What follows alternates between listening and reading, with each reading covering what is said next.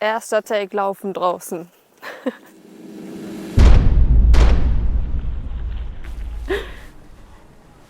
So. Hui. So, das ist die Nova. Die ist 6 Jahre alt und sie ist mein kleines Baby. Die habe ich gerade geweckt ein bisschen. Die war gerade im Tiefschlaf.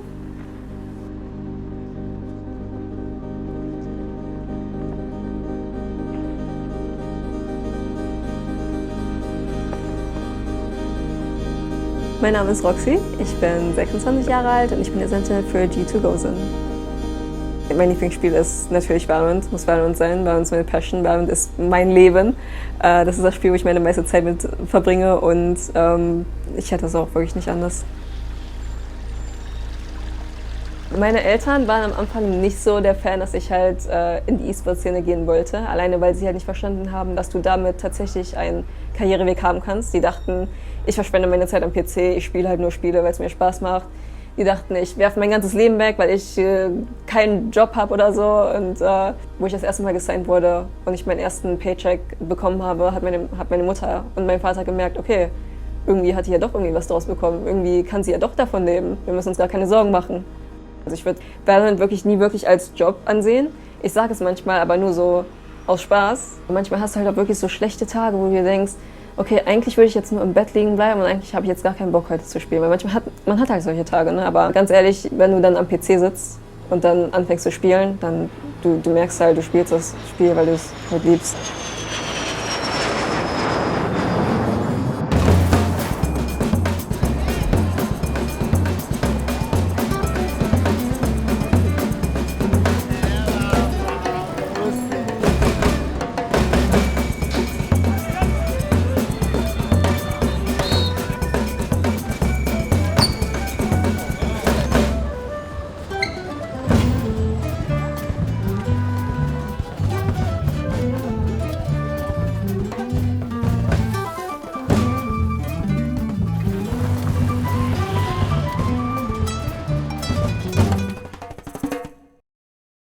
Ich kann nicht sagen, was E-Sport ist. E-Sport ist halt irgendwie alles.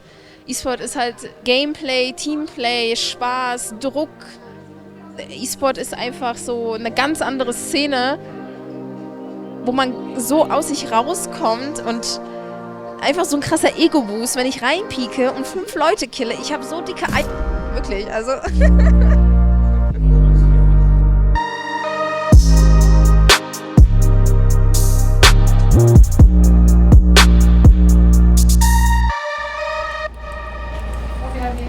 From the man. Nothing in jet? Just. I don't see There's your market, there's market. Market. Okay, then. Driving, so I can take it from you. No. No, I stayed. But I was also thinking, if they were mid, they could have hurt. Like this. Wie geht's dir? Ja, ich meine, alles gut zur Zeit. Ich bin richtig froh, einfach hier zu sein. Ich bin so ein richtig geiles Gefühl. Ich bin richtig hyped, weil wir ja morgen das Match haben gegen Team Liquid, das Opening-Match. Ich bin einfach mega hyped und ich will eigentlich am liebsten einfach jetzt nur schlafen gehen und den morgigen Tag schon erleben quasi. Also mir geht's super. Also wir haben was Cooles für dich vorbereitet. Okay, spannend. Sprechen. Ich hoffe, das dreht sich jetzt. Ist die gut hier? Hey Roxy, hier ist Pazi. Hey Roxy, hier ist Lieben. Hey Roxy, liebe Grüße aus Deutschland nach Brasilien. Ich wünsche dir ganz viel Glück in Brasilien. Sehr geil, dass du Deutschland vertrittst. Auf jeden Fall drücke ich da meine Daumen, wenn die Geldflüsse zu Hause verfolgen. Glück, glaube ich, brauche ich euch eher nicht zu wünschen. Das klingt ja auf jeden Fall noch so weit. Hauptsache nur Spaß bei der Sache. Mach dir keinen Druck, mach dir keinen Stress. Du rockst das Ding. Du rockst das Ding. Viel Erfolg. Ich wünsche dir super Performance und Daumen sind gedrückt. Ich weiß, ihr holt das Ding, Dampf steht hinter euch. Und ich will mindestens 2 Aces von dir kriegen. Genau, und wir werden den besten Schluss unterstützen.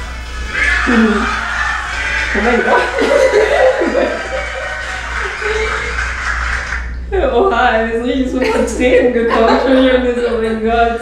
Oh, wie süß ist das denn? Oh mein Gott, vielen lieben Dank an alle, wirklich. Das habe ich gerade so gefreut, so familiäre Gesichter zu sehen. 2 Aces, habe ich gehört, ja. Wir müssen live machen. Ja, genau, wir nehmen mich einfach. Sonst bin ich disappointed. Ja, aber ja.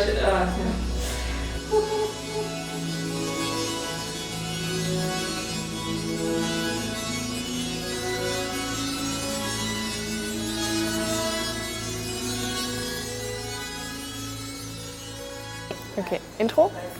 Wir starten. Wir schreiben den 28.11.2023 in Sao Paulo und das Finale der Game Changers findet hier statt. Hier geht es auch schon direkt los mit dem ersten Match. G2 Gozen, unsere Titelverteidigerinnen, gegen den Heimfavoriten Team Liquid Brasil.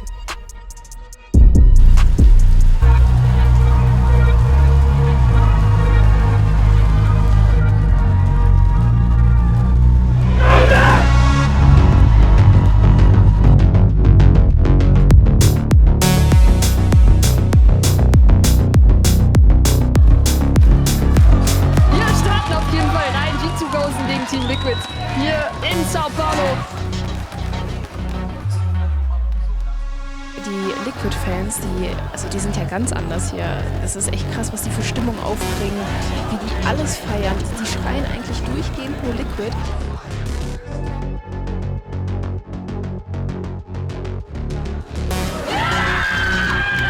Es geht ins Lower Bracket für Team Liquid und G2 Gozen zieht ins Upper Bracket Halbfinale.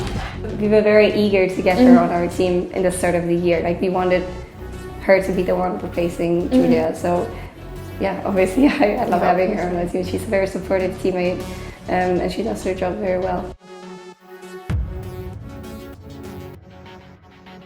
Our biggest competitor, I mean, I thought it was Liquid, you know, like, but it's looking a lot better for us when it comes to further into the tournament, because they were probably one of the biggest competitors, I would say, which we just beat. And the energy of everybody, the girls, Carcass, was so nice that I was very, very confident. Made a few mistakes, but then we just roll on them when we started feeling comfortable on stage, I would say. I also had a lot of respect for them. I know that they're hard workers, but I know we're hard workers too.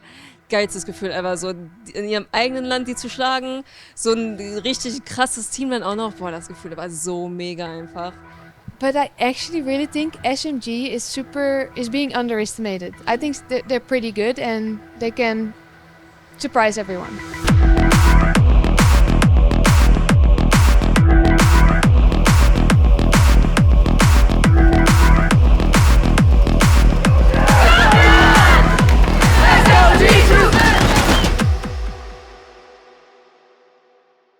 Ich spiele Sentinel in dem Team von G2, einfach weil es meine Komfortrolle ist und weil ich glaube, dass das wirklich meine Qualität ist, Seiten zu ankern und mehrere Leute mit mir mitzunehmen, wenn ich drauf gehe quasi. Und weil meine Setups relativ crazy sind, dass es wirklich relativ hart ist, dagegen anzuspielen. Und ich finde, es kommt halt auch darauf an, wie sehr pusht dich dein Team, wie wohl fühlst du dich mit dem Team, und dann kann man auch das Beste aus einem rausholen. Ob man jetzt vorher ein Duelist war, dann auf Controller geht oder ein Controller dann auf Initiator oder sonstiges. Je länger du halt wirklich mit deinem Team mitspielst, desto besser wird die Synergie. Und ich fühle mich sehr, sehr wohl in dem Team. Aufgeregt?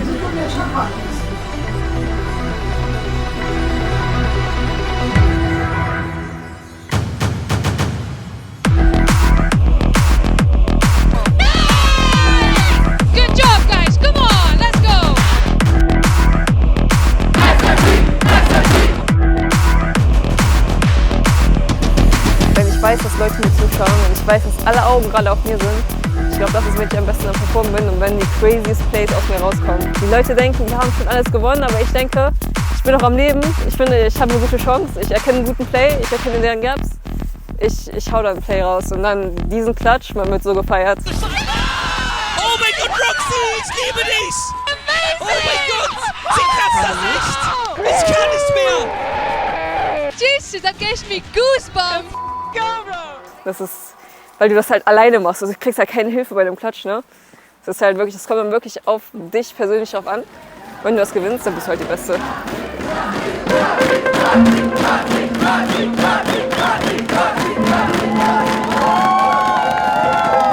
Aber nice to get behind.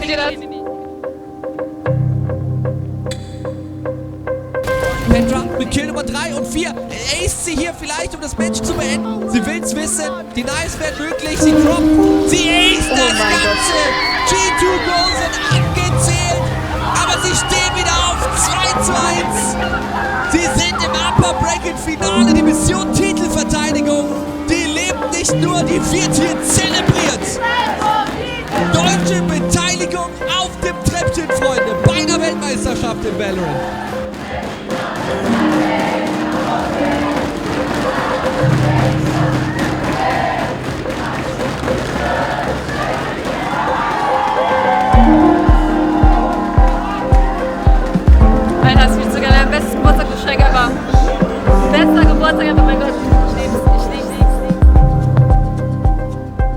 wirklich auch das Match, was in EU-Zeit über meinen Geburtstag ging, so über Mitternacht quasi.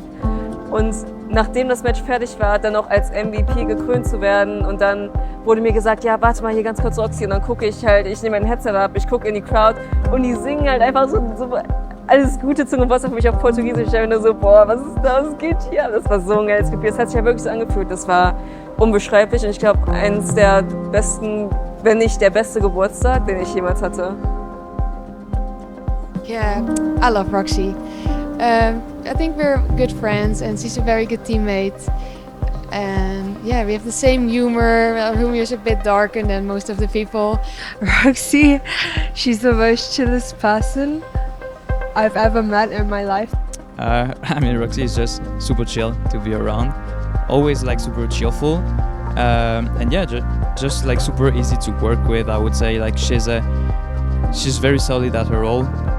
She's been like a top sentinel in EMEA for the past 2-3 years, and yeah, she's just consistent, doing her job well, adapting when she needs to. And whenever you play with her, whenever you talk to her, she truly felt like you're good friends, and it's easy to talk to her. It's easy to understand what she's doing, especially in a game. We usually get a lot of like kills and we can deny enemies because I know what she's doing and she's usually vocal about it.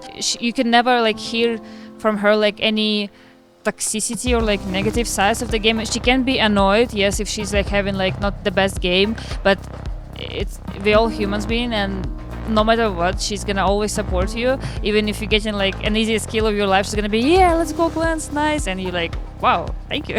I mean, she's that kind of the player that wants everything set in stone, like that everyone knows basically what everyone is supposed to do, and like there's no improvisation, like no jazzing, and she's not gonna let you down and she always gets you back as well, so we truly got lucky to be able to sign her, to be honest, this year, and I'm just grateful for her. Man merkt halt wirklich, das sind nicht nur Teamkameraden, das sind Freunde.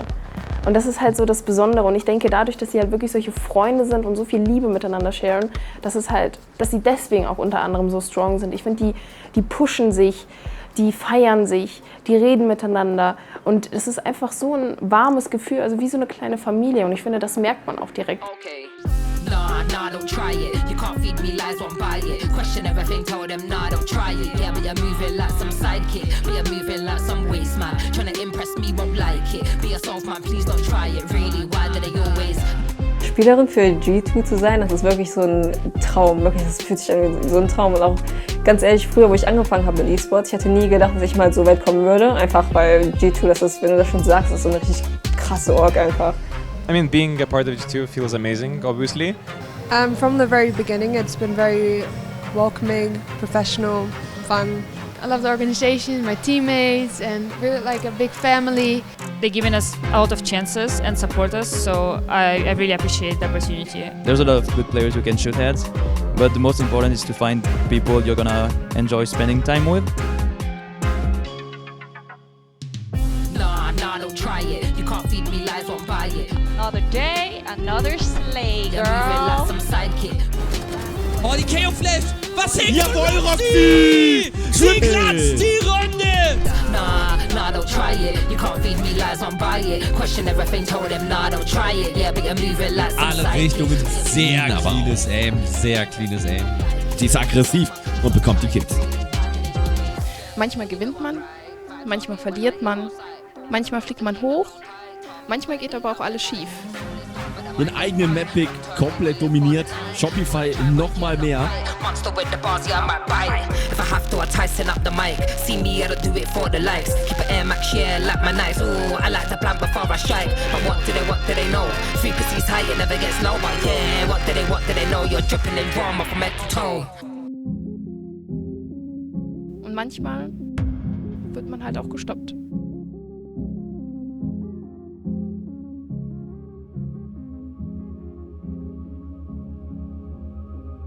Ich habe mit Game Boy Color angefangen. Ich war halt immer sehr begeistert von Videospielen, einfach weil ich die Welt in Videospielen mehr mochte als hier die Real-Life-Welt, sage ich mal. Und ich habe halt im Internet meine ganzen Freunde gefunden. Ich habe im Internet mein ganzes Leben aufgebaut, sage ich jetzt mal. Und seitdem ist wirklich der Computer mein bester Freund und meine ganzen Freunde sind auf meinem Bildschirm. Ja, Futter? Sehr viel Zeit geht jetzt nicht verloren, sondern wird rein investiert. Zum Beispiel, ich habe halt den Geburtstag von meiner Cousine verpasst, ich kann halt an dem Geburtstag von meiner Schwester nichts machen, an meinem Geburtstag werde ich in Brasilien sein, das heißt, meine Familie wird mich auch nicht sehen. Und dann geht halt sehr viel Zeit darunter verloren, aber das ist halt das, was ich gerne möchte. Und ich glaube, wenn du es professionell machst, du musst wirklich dich am Ball halten, richtig gut in dem Spiel zu werden und auch generell in deiner Freizeit Zeit zu investieren, besser in dem Spiel zu werden. Das heißt, vorzuschauen oder andere Leute nach Tipps fragen oder Setups suchen oder was auch immer. Da gibt es so viel mit drum, wo du wirklich mit am Ball bleiben musst, weil sonst fällst du hinterher und das darfst du dir wirklich nicht erlauben. Vor so Tournament Days oder so, ich mag es halt nicht, irgendwas an meinem Alltag zu ändern, nur weil heute was Besonderes ist. Weil dann stellt sich mein Körper nämlich auch darauf ein, okay, heute musst du richtig gut spielen, weil heute ist was so Selbstdruck aufbauen. Mag ich nicht. Deshalb mache ich das halt so wie in meinem normalen Alltag. Ich spiele ein paar DMs, ich gehe auf Discord, ich grüße meine Teammates, wir machen da hier ein paar Sachen. Aber ich treat das wirklich nie wie ein anderer Tag, nur weil irgendwas Besonderes passiert. Das war das erste Mal in diesem Turnier, dass G2 eine Niederlage erlitten hat.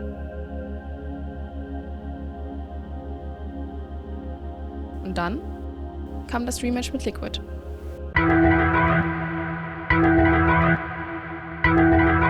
Und dann ging es um alles.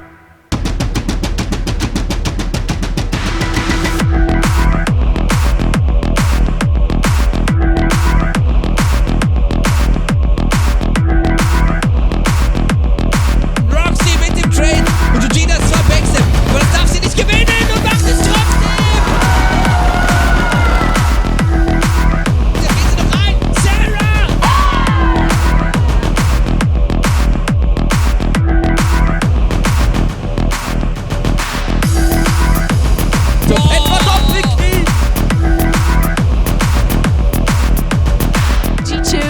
Strong. They're like the actual champions, right? But Team Liquid is coming to you. Yeah.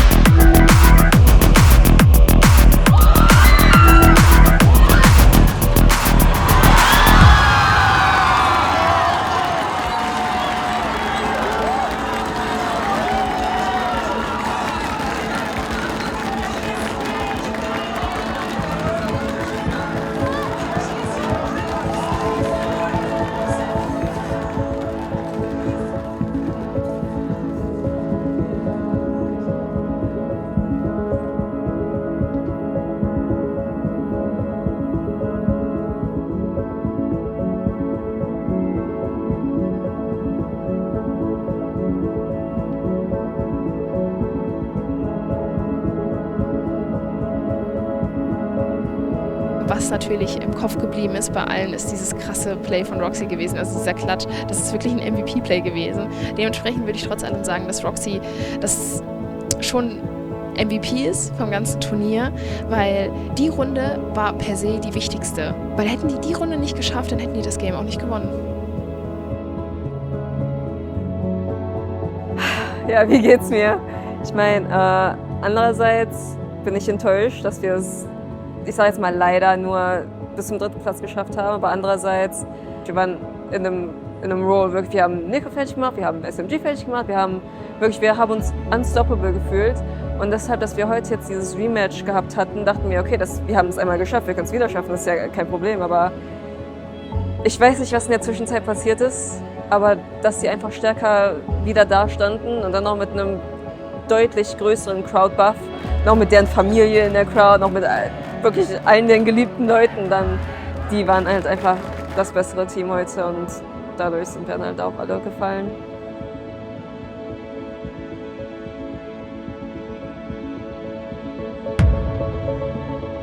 Jede Geschichte hat 2 Seiten. In unserer Geschichte ist Liquid der Böse. In Liquids Geschichte weinen die Helden.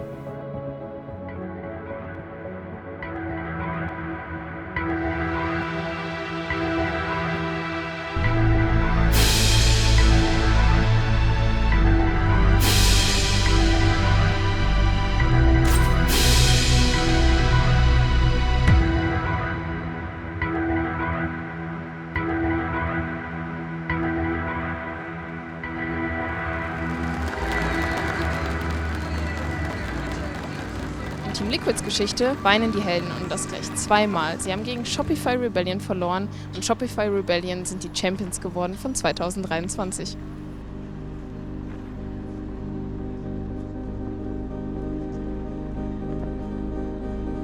Ich bin sehr froh, dass ich Roxy kennenlernen durfte. Sie ist wirklich eine unfassbar liebe, nette, süße Person. Ich finde es auch toll zu sehen, auch wenn die verloren haben, dass ihre Mental trotz allem da war. Ich meine, die hat einfach gesagt, hey, wir haben verloren, nächstes Jahr wird's besser. Generell will ich mich sehr bei allen bedanken. Erstmal, die hier zugeschaut haben, die ganzen Fortschritt von uns, die ganze Reise von uns, sage ich mal, die mit dabei gewesen sind. Die ganzen netten Wörter und Kommentare und Tweets und Posts und alles, die halt ums Team herum waren und die uns wirklich angefeuert haben, die wirklich an uns geglaubt haben. Es bedeutet uns wirklich alles. Und das ist wirklich auch ein Grund, weshalb wir lieben, Valorant zu spielen, weshalb wir lieben, competitive zu spielen, weshalb wir in diesem Tournament wirklich so viel Gas gegeben haben, einfach weil wir euch auch stolz machen wollten, mit uns selbst natürlich auch. Und ich wollte mich halt einfach nur liebend gern für alles bedanken und ja.